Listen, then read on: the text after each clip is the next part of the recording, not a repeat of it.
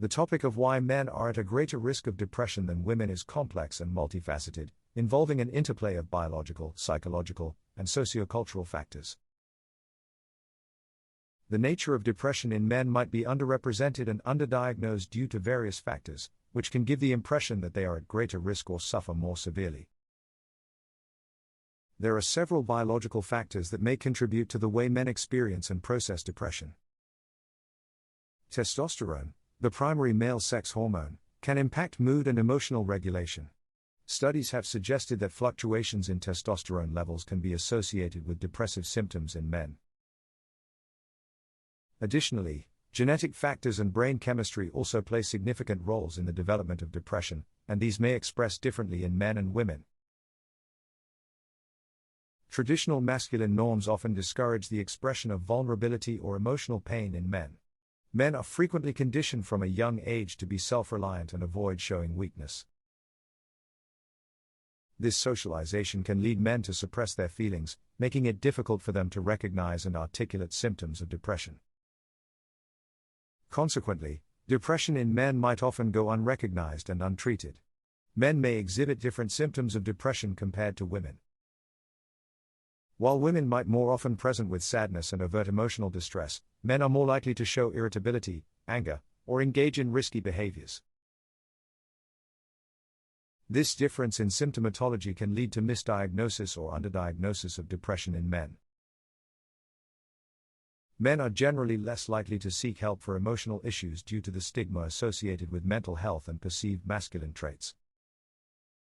This reluctance to seek help often results in men turning to harmful coping mechanisms such as substance abuse, aggressive behavior, or excessive work. These behaviors can mask underlying depressive symptoms and exacerbate the condition. Men often face significant pressure to fulfill the role of the primary breadwinner in a family. Economic challenges, job insecurity, and unemployment can significantly impact a man's sense of identity and self-worth, potentially leading to depressive symptoms. The stress associated with fulfilling these societal expectations can be a contributing factor to depression in men.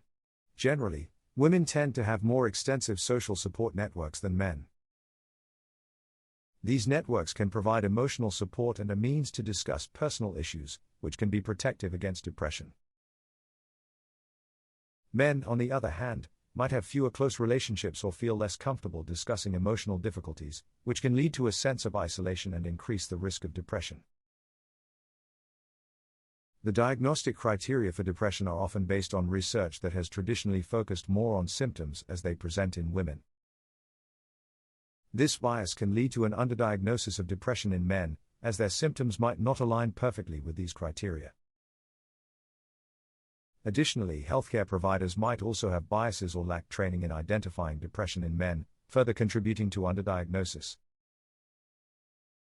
In conclusion, while it might seem that men are at a greater risk of depression, the reality is more that their experiences and expressions of depression are often different from women's. These differences, influenced by a range of biological, psychological, and sociocultural factors, contribute to the under-recognition and under-treatment of depression in men.